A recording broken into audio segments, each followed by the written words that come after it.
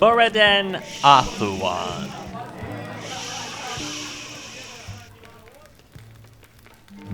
Working from within, Moriden Stormcrown created distrust, hatred, and discord within the ranks of the mighty vampire army raised by the ancient bloodline of Clan Volkar. Cursing the name of he who defeated them, these vampire hordes were driven back to the plains of oblivion. And so we find ourselves thrown together once again, my friend. Almost as if one of us were looking for the other. But why would either of us do that? To self-improvement and the training of long-ignored talents and abilities. Even as he trained at the illustrious and fabled Mages College of Winterhold, Moriden still continued to search for a solution to the continuing dragon attacks. Spending his time, now, searching for answers among the countless tomes of the Arcane Library, it would not be long before he was again called on to save all of Skyrim. Ah, is that where we left off? Once again, the bards only tell you what they believe to be truth. They weren't there. They don't understand. You, though. You, of all people, need to understand. So let me tell you what the bards will not, what they cannot. Because the truth is not what the bards would have you believe.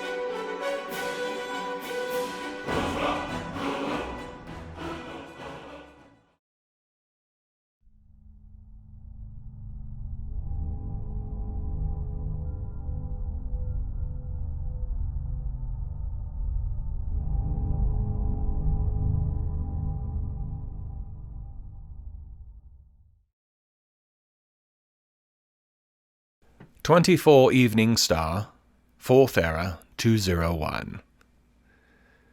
I left the inn of two minds. Part of me was certain that Wilhelm had somehow either killed the young woman or at least been involved. Another part of me wondered why it mattered if he had. It was hardly my problem, after all. Still, I was heading to the island to chase down that last piece of the amulet, and the island was where she was supposed to have been going. So why not at least have a look, right? The water flows in two directions out of Iverstead, both of them spouting from a large underwater spring at the apex of the rivers, supplemented by some temporary glacial runoff from the nearby throat. The reason this matters has to do with where Rada's body would be located if she died on or near that island and fell into it. Wilhelm claimed he had searched, along with others, so the likelihood of her body being on land was pretty low. I searched the river around the island, spending quite a bit of time, far more than I should have really, looking for any evidence of her body. Having found nothing, I shook my head. A waste of time for something that didn't matter, I told myself. Then I entered Gaeaman's Hall. I had a brief moment when I thought I might have found Rada, but the body I found was too recent, and too male, to be hers. There were enough skeevers around that had she been dead here for long, they'd have reduced her to bones alone. Whoever this adventurer was, nobody knew he was here. Likely just another poor fool thinking to make a quick fortune by exploring a cave.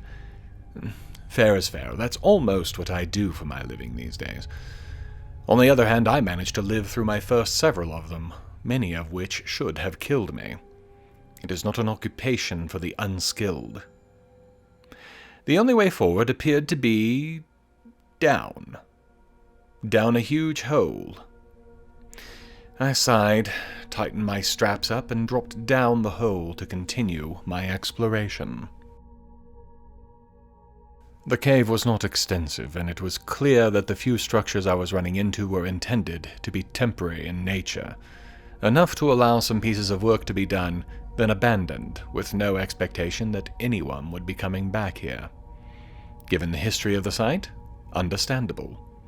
When Sigdis Gauldur and the Archmage Gaiamund both died in their duel here, they did what they could to seal the site completely.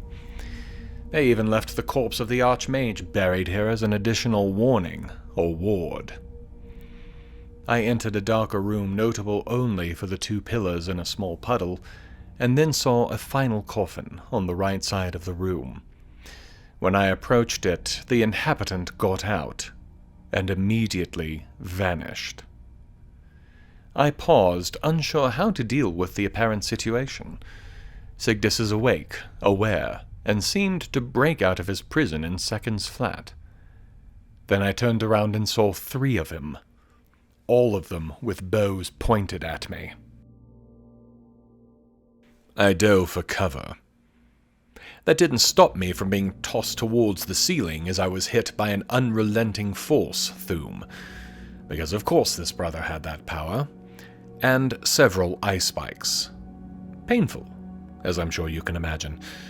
But by luck, the 2 attacks combined threw me into a corner that had cover, which meant I had time to get my head put back together.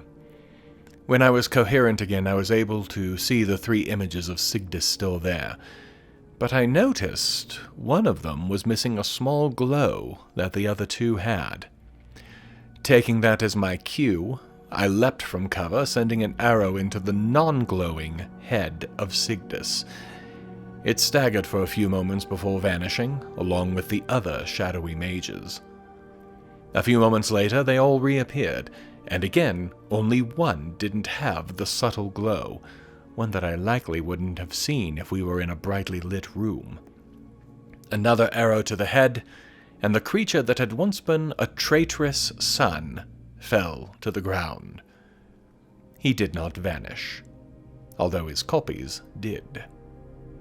I pulled the 3rd piece of the amulet from its neck. All I need do now is find the place I need to reforge the thing and be done with it. In the meantime, the last of the dragon priests that I know the locations of and can reach is here in the rift. I decided to return to Iverstead, just to take one more look for the missing body of Raider. I stayed in the river, ducking beneath the surface to search it all as I made my way back towards the village. When I got abreast of the first fishing dock, I had given up hope. This would likely remain a mystery, never to be solved. I'd gone to the surface for another breath when I caught something out of the corner of my eye, however. The skeleton I found should not have been there. The satchel still around its neck, along with a somewhat unusual necklace, contained a fair collection of alchemy ingredients, and from my own experience, not cheap ones. Rare ones. I suspect that this might be Raider. And she was no minor dabbler in the alchemy arts, but a skilled practitioner. If it is her. I dove a second time and grabbed the necklace. If this is Raider, then there is one person who will be certain to recognize that jewelry. I found Nafi wandering around the ruins of the family home on the throat side of the river. I had barely gotten the necklace out when Nafi fell into an inconsolable mess. It was Raider's, most certainly. And that I had it, and Raider was not with me? Well, even he could figure out what that meant. He at least can stop asking where Raider is. But now there are other questions. You see, I didn't write it before because I didn't want to get ahead of myself, but the skeleton had one other distinctive feature about it. An iron arrow lodged in its chest. She didn't drown. She'd been shot and killed. The question now is who and why, and though I know that Wilhelm was somehow involved, I can't prove it, and I have no further leads to pursue. I chose to ride for Riften. I wasn't sure I could control myself if I had to see Wilhelm again. I didn't stop at Riften. I continued straight to the ancient ruins of Forelhost, the site of the final major siege of the Dragon Wars, where the last of the Skyrim dragon priests was brought to heel and killed. After I enter and eliminate this priest, there are 2 still to contend with, though I have thought of this as the last of them. One I have yet to locate. The other, as I think I've written before, is at Skuldafn, making it easy to deal with on my way to eliminate Alduin for all time. I almost charged over the man who was walking to speak to me, so focused I was on my objective. Dressed in the uniform of an Imperial captain, he flagged me down and tried to enlist my aid in, of all things, finding a new and powerful weapon for use in the Civil War. I almost laughed in his face. What has he been doing these last few months that he doesn't know that the war is over? When I mentioned that the general hadn't mentioned him at all, there was yet another of those telling pauses that told me this man was no legionnaire. He wasn't on any kind of imperial mission. For me, I didn't care. They'd turned their back on me long since. All I saw was someone I could manipulate and sacrifice if I needed to. I agreed to help him, and so we turned to the fortress. I stepped into the fortress and heard the doors shut behind me, shut a little too forcefully and quickly. I turned to find that the captain had shut me inside the fortress. Instead of manipulating him, I had become the victim once again. Though he hadn't said what his plan was, obviously, it was quickly apparent to me. The captain's plan was to fling as many adventurers through those gates as he could, on the theory that, eventually, they would either wear down the interior defenses to a point he could handle himself, or one of them actually succeeded in getting out with the mask he wanted. At which point he would kill them and take his prize. Forewarned is forearmed. I had an idea of what the plan was and can deal with him when I had the time later. For now, I had to concentrate on survival. While ghosts, Draugr, and skeletons were casual fare for me now, inattention would still cause my demise. I climbed steadily through the fortress, and the thing that caught my attention the most was all of the bodies. No, I don't mean the Draugr. I mean all of the bodies that looked to have been prepared for burial, but never actually were. While the captain had said that ancient forces had laid siege to this place in the wake of the Dragon Wars, he had never hinted at what seemed to have actually happened. Notes and journals helped to make the last days of the dragon cult more clear. They had known they were surrounded, and that the general who had found them was known for his thoroughness and tenacity. Rather than fight an extended battle they knew they couldn't win, Ragot, the last of the priests, ordered instead that they all poison themselves, blow up the entrance to the building, and await rebirth when the prophesied return of Alduin occurred. The ones who refused to poison themselves were helped, including the children. Given the total lack of resurrection going on here since Alduin's return, I'm going to say they placed a bad bet. Eventually, I came across another of the claw keys, this one in malachite glass, and in time the door that went with it, guarded by about 7 more Draugr. The room on the other side... I wasn't sure what to make of it. Given the crystal-like growth that crossed the ceiling, I was also suddenly sure that I wasn't the only thing moving in there. 25 Evening Star, 4th Era, 201. At the top of the stairway in this new room, several things happened at once. The door I had entered by slammed shut. 6, possibly 7 crypts all opened up and spewed out Draugr. Ragot rose from his own sarcophagus and began to assault the one who had woken him. Any of these, by themselves, would be cause for concern, but could likely be dealt with easily. All 3 at once had me trying to look in 3 directions at once, the result being I couldn't concentrate on any of them. My mind slowed as calm entered me. Think. Plan. Act. I could do nothing about the door. I put it from my mind.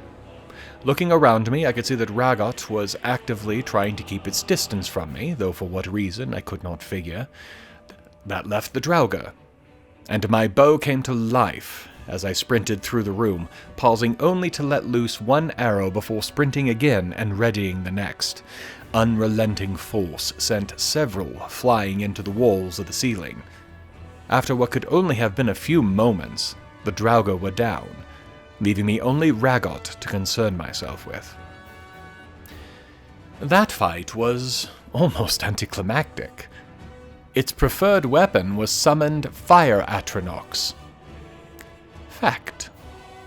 When you kill a flame Atronach, they shortly thereafter explode, setting all around them ablaze. Fact. Ragot was a revived dead corpse, which are notoriously flammable. Result. Killing 4 Atronachs had all but disabled Ragot, allowing me to shoot a single arrow into its forehead that finished the job. After taking the mask and several other display-worthy items from the ashes of the former dragon priest Ragot, I exited the room and onto the battlements of the fortress. My first stop was the massive wood wall I had spotted from the courtyard, from which I learned the word Wrath, part of Storm's Call. I turned around to look into the courtyard, and any possibility that the captain had been part of the Legion were put to rest. Indeed, I'm mostly sure that the second figure in Stormcloak Blue wasn't a member of the now-dead rebel movement. More likely they were both using the same tactic to lure people into the fortress. I almost shot them both. Or used my new and enhanced Storm Call on them. Instead, I decided that this explanation was one I simply had to hear. Just to be sure, mind you. I was partially right, but mostly wrong. As I approached the pair, I realized that Valdir wasn't wearing a Legion captain's uniform anymore. He was in Stormcloak armor as well. I caught the end of their conversation, which was almost a word-for-word repeat of what he'd told me before I was locked in the fortress. About that point, they both saw me and attacked. The soldier because he saw a hated Imperial legate and knew me by name and sight, and Valdir because he knew the game was over. There was no fight. I simply tried out my new version of Storm Call and watched as lightning blasted them from existence. Searching the bodies revealed something even more bizarre. Valdir was working for the Thalmor. His orders were to retrieve the mask and get it to Labyrinthian, a location in the mountains between Morthal and Whiterun, and the location of the last priest I had been researching. The hints had pointed there, but as Labyrinthian is avoided by all, there was little to confirm it. But the Thalmor looking for masks and having them brought to Labyrinthian, that cannot be a coincidence. Once again, I needed information. And there was only one place to get it. The college bookstacks. After I got some sleep, of course. With some rest, I left the mountaintop and started downwards, intending to catch the main road and then head north to Winterhold and rejoin the college. I had some books to return that were long overdue, after all. I was distracted, however, by the sighting of one of the standing stones, one I hadn't been aware was in the area. Not that it was by itself and lonely, though, no. A whole cadre of mages, Draymora and Storm Atronox were there keeping it company. When they were all dead, or sent back to the plane of oblivion from which they came, I activated the stone as I had the others before, as well as getting in a good sketch of it. There was still the museum to think of, after all. I have very obviously missed some major events at the college. Walking into the Hall of Elements, it quickly became clear to me that somehow, through means I wasn't aware of, the giant sphere thing from Salthol had been moved from where Telfdir and myself found it to a new home here.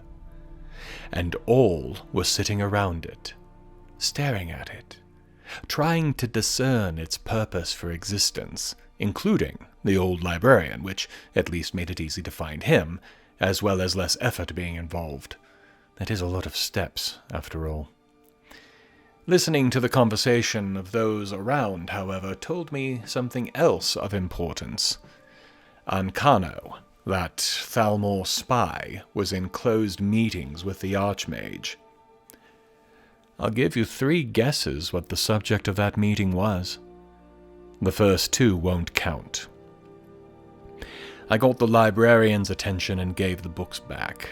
Thankful for the assistance, he promised to let Mirabel know if he found anything, as well as pointing out some of the implications about Sarthol that one of the books mentioned.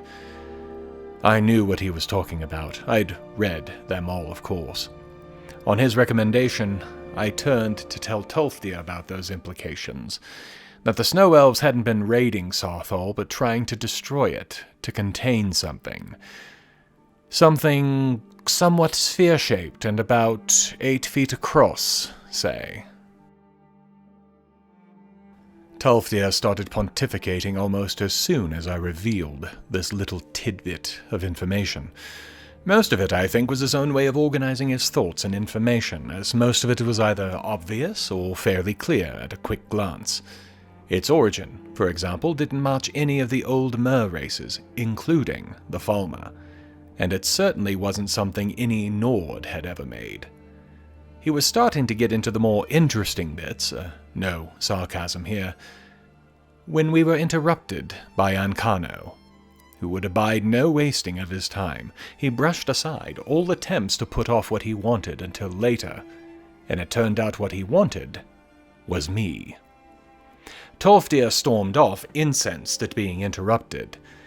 I, on the other hand, am to follow the Thalmor advisor, so we can both get answers, as there is someone at the college who claims to be a member of the Psijic Order and is asking to see me. Specifically. By name. And won't this be a fun conversation to have in front of Ancano and the Archmage? I followed Ancano up to the Archmage's rooms, where the member of the Psijic Order was waiting for me. Almost as soon as we entered, I felt that same odd dilation of time, and realized that this was how he was going to speak with me privately, by putting us in the moment between moments. It must take quite considerable effort, as I could see the strain of it in the Order member's face. That being the case, he did not mince words. They, the Order, had been trying to contact me in a way similar to the first time ever since, but believe that the object below, what the college is now calling the Eye of Magnus, is interfering. That being the case, he had to come personally. A disaster of some kind is coming. That much the Order is sure of. My part is to help deal with the aftermath of it.